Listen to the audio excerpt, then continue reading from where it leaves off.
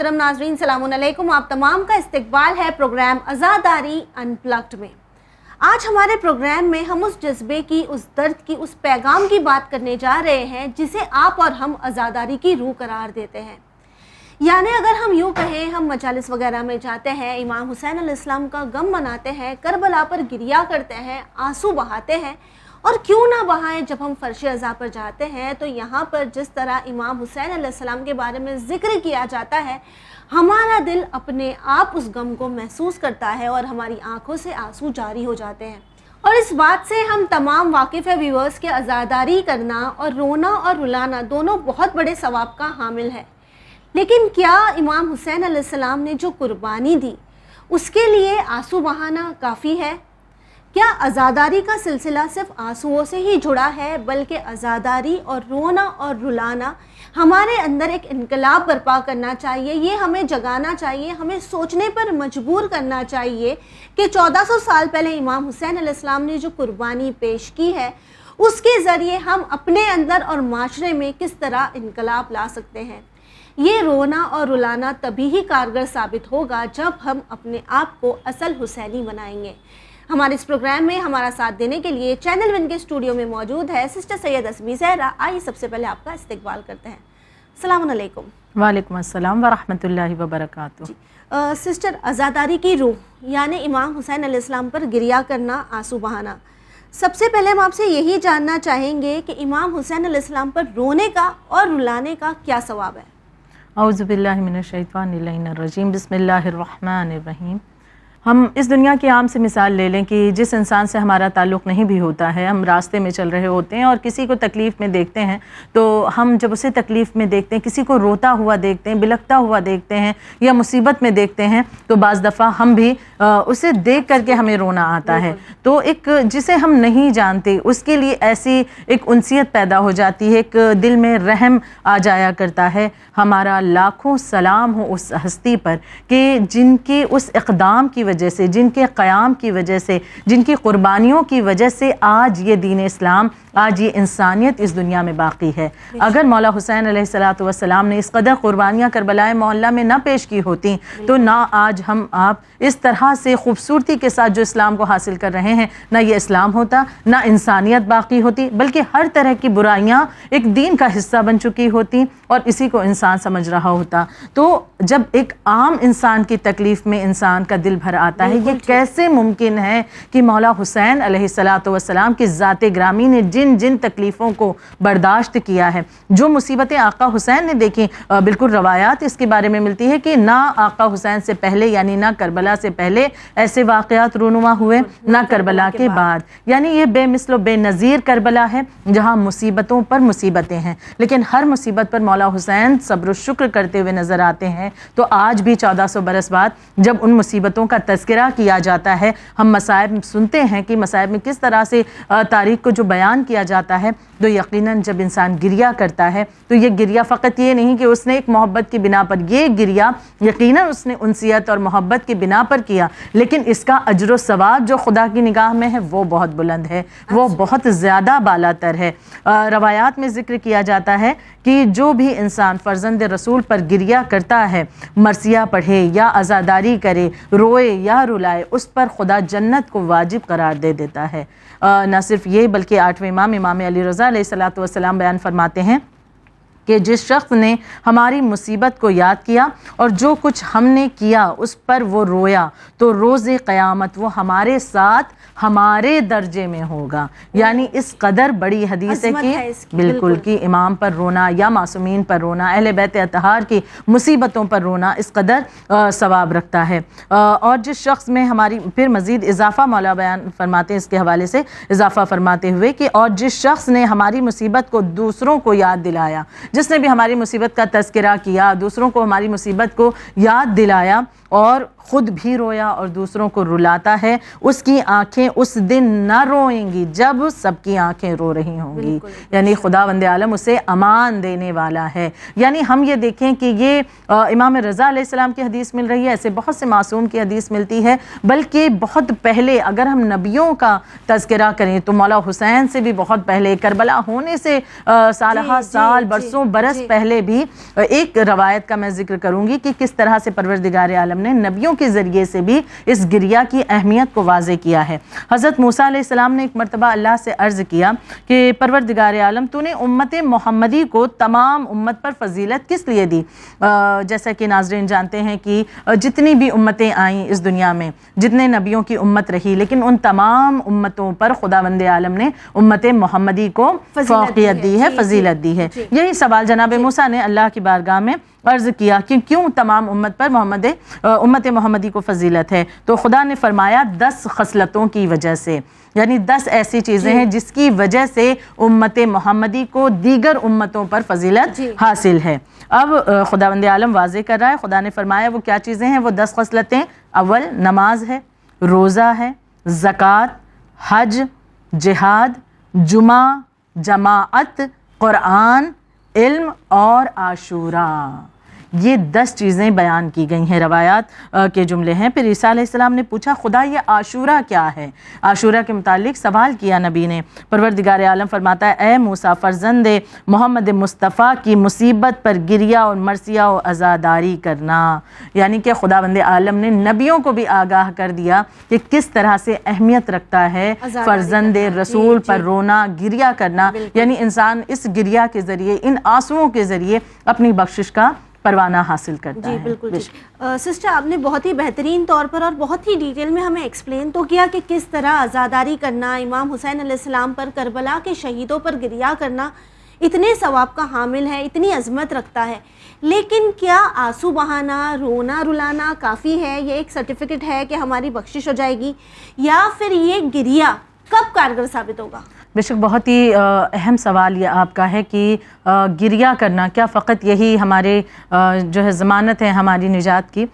بے شک اپنے آپ میں یہ چیزیں، یہ روایات پائی جاتی ہیں کہ مولا حسین پر گریہ کرنا بہت اجر و ثواب ہے، اس کی بہت ہی قدر و قیمت ہے خدا کی نگاہ میں، لیکن یہ گریہ واقعاً کب حقیقتاً ہمارے لیے کارگر ثابت ہوگا، اسے بھی ہمیں سمجھنے کی ضرورت ہے۔ یہ فلسفہ ہمارے لیے کلیئر ہونا چاہیے، تاکہ ایسا نہ ہونا کہ سال بھر ہم کچھ بھی کریں، نماز پڑھیں نہ پڑھیں، روزے رکھیں نہ کریں، کسی کا دل دکھائے اور پھر سوچے ارے 10 دن ہم مجلسوں میں آئے، فرش شہزا پر بیٹھ کر رو لیے، اب تو ہماری بخشش ہو جائے گی۔ بالکل عام طور پر ہم نے دیکھا ہے کہ زیادہ تر اگر انسان غافل ہے یا وہ دین کے معاملے میں سستی برتتا ہے تو وہ یہ سوچتا ہے کہ ٹھیک ہے ماہ محرم آیا، 2.25 ماہ ہم مجلسوں میں شرکت کر لیں گے، ہم گریہ کر لیں گے تو گناہ تو بخش دیے ہی جائیں گے، اس کے بعد پھر ویسی ہی زندگی چلنی ہے، عام طریقے سے وہی گناہوں کی زندگی۔ تو یہ چیزیں، یہ کانسیپٹ کلیئر ہونا چاہیے، کیونکہ یہ بات نہ ہو جائے فقط کہ ٹھیک ہے گریہ سے جب جنت مل جانی ہے تو پھر نماز روزے کی ضرورت کیا ہے، کسی اور چیز کی طرف متوجہ ہونے کی ضرورت کیا ہے؟ نہیں، بالکل یقیناً گریہ تبھی ثابت ہوگا ہمارا، واقعاً حقیقتاً کارگر اس وقت ثابت ہوگا کہ جب اس گریہ کو ہم جس کے لیے گریہ کر رہے ہیں اس شخصیت کی معرفت کے ساتھ میں گریہ کیا جائے۔ ہم اس دنیا کی مثال لے لیں کہ جیسے کوئی انسان جسے ہم زیادہ نہیں جانتے اور کسی کی مرنے پر، کسی کی میت پر ہم پہنچے، دیکھا کہ بھائی کوئی مر گیا ہے، اس کے اپنے رو رہے ہیں، دیکھ کر کے ہماری بھی آنکھ بھر آتی ہے، ہم بھی رو دیتے ہیں، لیکن اس کے بعد جب ہم وہاں سے چلے آتے ہیں ہم شاید مشکل سے 1 دن لگے یا 2 دن اس واقعے کو بھول جاتے ہیں، وہ چیز یاد بھی نہیں رہتی کیونکہ ہم نے اس شخص کو پہچانا ہی نہیں تھا، ہمیں نہیں معلوم تھا وہ شخص ہے کیسا اس کی ریئل لائف میں۔ لیکن اس کے برعکس جب کوئی ہمارا عزیز ہوتا ہے، ہمارا کوئی اپنا ہوتا ہے، جب وہ اس دنیا سے رخصت ہوتا ہے تو اس کی اچھائیاں بار بار ذہنوں میں گھومتی ہیں، اور جب اس کی اچھائیاں گھومتی ہیں تو اس وقت ہمیں خیال آتا ہے وہ انسان کتنا اچھا تھا، کتنا نیک تھا۔ یا پھر اسے اور واضح کر کے اگر میں یہ مثال دینا چاہوں کہ مثلاً کوئی انسان جب اپنی اچھائیاں یا دین کے معاملے میں ثابت قدمی یا اپنی انسانیت کے ساتھ ساتھ خدا کی راہ میں شہادت جیسی منزل پر فائز ہو کر اس دنیا سے رخصت ہوتا ہے تو اس شہید کے بارے میں جب ہم سنتے ہیں کہ جس نے انسانیت کے لیے، جس نے خدا کے لیے، جس نے دین کے لیے اپنی جان کو قربان کر دیا، تو اب اس کے مرنے پر ہم اسے یاد کر کے روتے تو ہیں لیکن ساتھ ساتھ ایک جوش ہمارے وجود کے اندر پیدا ہوتا ہے, ایک جذبہ, ایک حوصلہ کہ اس کے جیسا ہمیں بننا ہے, ایک انسپریشن بن جاتا ہے. بالکل, ہم انسپائر ہوتے ہیں, سوچتے ہیں کہ یقیناً ہمیں ان کے جیسا یا ان کی زندگی سے ہمیں درس حاصل کرنا ہے. تو جب ایک عام شہید کی زندگی سے یا ایک عام سے انسان کی اچھائیوں سے انسان اتنا متاثر ہوتا ہے کہ اس کا وہ رونا اسے ایک طاقت, ایک پاور دیتا ہے, تو ہم تصور کریں اگر مولا حسین کی شخصیت کو صحیح معنوں میں سمجھ کر کے انسان جب گریا کرے تو کس قدر انقلاب وجود میں آ جائے. میں یہاں پر ایک عالم دین کا ایک جملہ آپ کے سامنے کوٹ کرنا چاہوں گی. شہید مرتضیٰ مطہری فرماتے ہیں کہ امام حسین علیہ السلام کی مصیبت پر ہمیشہ آنسو بہانا چاہیے, لیکن ایک ہیرو, ایک بہادر سورما کے غم میں, نہ کہ ایک لاچار کے غم میں. کیونکہ ایسا نہ ہو جائے کہ صرف امام کی مظلومیت کا ذکر, امام بہت لاچار تھے, امام کی بے بسی کا ذکر, امام کے اختیارات, امام کے پاور کا بھی ذکر کرنا چاہیے کہ امام اللہ کی مصلحت کی بنا پر, اللہ کی مصلحت کی بنا پر خاموش تھے. امام نے صبر خدا کی رضا کے لیے کیا, تاکہ جو میسج ہے وہ بہت کلیئر جائے, یہ نہ لگے لوگوں کو امام مظلوم تھے. امام کے پاس تو اختیار تھا, وہ اللہ کے لیے انہوں نے استعمال نہیں کیا, یہ بھی سمجھنا ضروری ہے. بے شک, بہت خوب. تو یہ میسج زمانے تک جانا ضروری ہے کہ امام کے پاس جب سارے پاور تھے, سارے اختیارات تھے, امام نے اس کا استعمال کیے بغیر خدا کی رضا کے لیے, صبر و رضا کے لیے خدا کی, انہوں نے یہ تمام مشکلوں کو پار کیا. تو اب جب ان کی زندگی کے بارے میں ہم جاننا شروع کرتے ہیں, امام کی شجاعت کے بارے میں جاننا شروع کرتے ہیں, امام کی سخاوت کے بارے میں جاننا شروع کرتے ہیں. امام نے مدینہ سے لے کر کربلا آنے تک اور کربلا میں پورے وہ 9 دن اور پھر امام کی شہادت تک کے جو بھی وہ پورا سانحہ گزرا, اس کے درمیان امام کا جو بھی ان کا کردار رہا ہے, اس میں کیا خصوصیات رہی ہیں, کس طرح سے ایک ایک امام کی خصوصیت ظاہر ہوتی رہی, وہ ہمیں کیا پیغام دے رہی, اس سے ہم کیا سیکھ رہے ہیں, یہ چیزیں سمجھنے کی ضرورت ہے. جب انسان ان چیزوں کو سمجھتا ہے تو یقیناً پھر وہ جب گریا کرتا ہے, اس کا گریا اس کے لیے بہت زیادہ فائدہ مند ثابت ہوتا ہے, کیونکہ اس کے دل میں, اس کے ذہن میں, اس کے روح میں حسین جب رچ بس جائیں گے, تب اس کے بعد وہ جب گریا کرے گا تو اس کی پرسنالٹی میں, اس کے وجود میں, اس کے روح میں ایک انقلاب پیدا ہوگا, اور یہی مقصد امام حسین ہے. جی بالکل ٹھیک کہا آپ نے کہ یہی مقصد امام حسین ہے. امام حسین علیہ السلام کا غم صرف ہمیں رلانے کے لیے نہیں بلکہ ہمیں جگانے کے لیے ہے. بے شک. جی سسٹر, اگر ہم بات کریں آج کے یوتھ کی تو ہم دیکھتے ہیں کہ اگر رول ماڈلز رکھنا ہو, ٹھیک ہے, تو ہمارے یوتھ کے رول ماڈلز کون ہوتے ہیں؟ ہم یہ کہہ سکتے ہیں کہ جو ہم ٹی وی پہ دیکھتے ہیں انہیں ہم ہمارے رول ماڈل بنا لیتے ہیں, جبکہ رول ماڈل کون ہونے چاہیے؟ ہمارے رسول خدا صلی اللہ علیہ وآلہ وسلم, اہل بیت علیہ السلام, کربلا کے شہیدوں کو ہمیں اپنا رول ماڈل بنانا چاہیے. تو کیا آپ کو ایسا نہیں لگتا کہ امام حسین علیہ السلام اور کربلا کو سمجھنے اور ہمارے یوتھ کو سمجھانے میں کہیں کوئی کمی رہ گئی ہے, یا ہم نے کربلا کو, امام حسین علیہ السلام کو اتنا مجبور, اتنا لاچار بتا دیا کہ آج کا ینگسٹر یہ سوچتا ہے کہ ہمیں تو مجبور اور لاچار نہیں بننا, تو ہم ایسے رول ماڈل کیسے رکھیں؟ بالکل,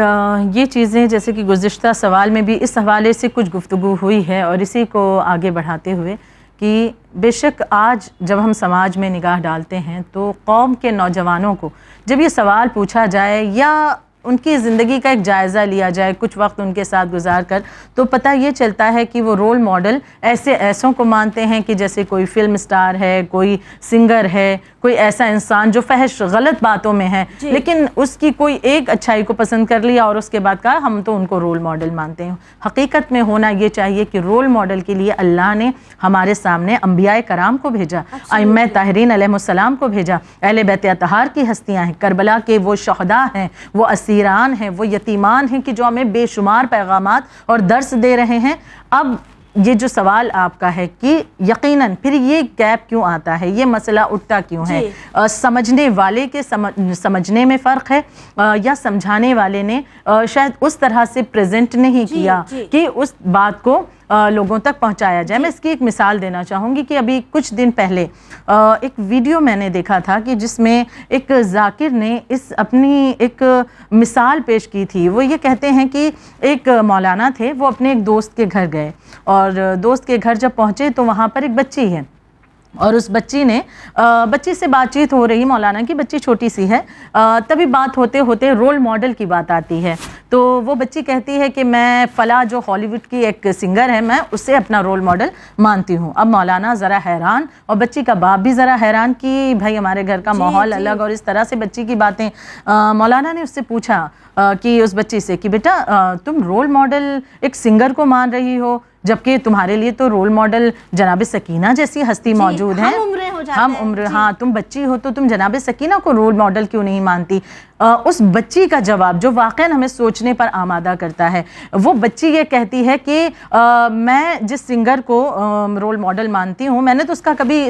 سانگ جو ہے گانا سنا بھی نہیں, لیکن وہ چیریٹی چونکہ بہت کرتی ہے, وہ بہت زیادہ لوگوں کی ہیلپ کرتی ہے, مدد کرتی ہے, اس کی یہ ایک خوبی مجھے اتنی اچھی لگتی ہے کہ میں نے اسے رول ماڈل مانا. لیکن میں جناب سکینہ کو بہت معذرت کے ساتھ, یہ میرے الفاظ مجھ حقیر کے نہیں ہیں لیکن یہ مثال آئی سامنے, اسے جو ہمیں سوچنے پر آمادہ کرتی ہے, لیکن بہت معذرت کے ساتھ کہتے ہوئے وہ بچی یہ کہتی ہے کہ میں جناب سکینہ کو رول ماڈل کیوں مانوں؟ ان کے بارے میں تو یہی بتا دیا جاتا ہے کہ فقط وہ روتی رہیں اور مصائب میں یہی میں نے سنا ہے کہ وہ روتی تھیں, بہت گریا کرتی تھیں. تو ٹھیک ہے مجھے ان سے ہمدردی تو ہے لیکن مجھے رول ماڈل بنانے کے طور پر میں ان سے کیا سیکھوں, میں نے ان سے کیا سیکھا یہ تو مجھے نہیں معلوم. تو لہٰذا اب وہ مولانا سوچ میں پڑ گئے کہ واقعاً ہم نے اہل بیت کو اس طرح سے پریزنٹ ہی نہیں کیا کہ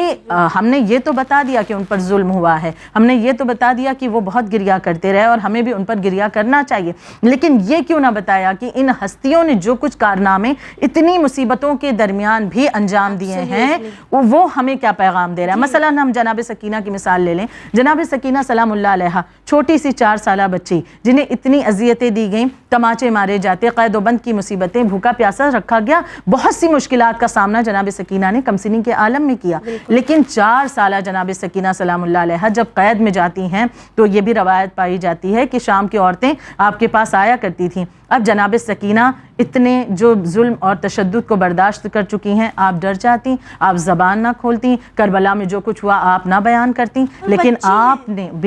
لیکن آپ نے کربلا کے واقعات کو ان عورتوں کے سامنے بیان کرنا شروع کیا. آپ بتاتی تھیں کہ کربلا میں کیا کچھ یزیدی لشکر نے کیا, جبکہ آپ یزید کی اس قید میں ہیں. آپ کو تو ڈرنا چاہیے, آپ بچی تھی نا, ڈر جاتی. کے خلاف آواز اٹھا رہی ہیں آپ, وہ بھی 4 سال کی عمر میں, اور جس کا نتیجہ کیا ہوتا ہے کہ جناب سکینہ اس طرح سے لوگوں کو بتاتی رہی. اور شام میں لوگ جو اہل بیت سے بے خبر تھے وہ نہیں جانتے تھے کہ اہل بیت اطہار کیا ہے, وہ تو یزید کے خاندان کو رسول اللہ کی آل سمجھتے تھے. یہ بیبیاں اور جناب سکینہ جیسی 4 سالہ بچی جو یہ واضح کرا رہی ہے کہ رسول کے گھرانے والے ہم ہیں, جو یہ بتا رہی ہیں کہ یہ یزیدیوں نے آل رسول کے ساتھ کربلا میں کیا کچھ اور کیا, یہاں تک کہ یزید کی بیٹی کو خود بی بی سکینہ سے ہمدردی ہو گئی. بالکل. تو یہ جناب سکینہ کا ایک عالیشان کردار رہا ہے. یہ ضرورت ہے کہ ان چیزوں کو زمانے کے سامنے عام کیا جائے کہ یہ شخصیتیں کتنا اختیار رکھتی تھیں, کتنا پاور, اور سب سے بڑی بات مصیبت سے ڈٹ کر انہوں نے سامنا مصیبت کا کیا ہے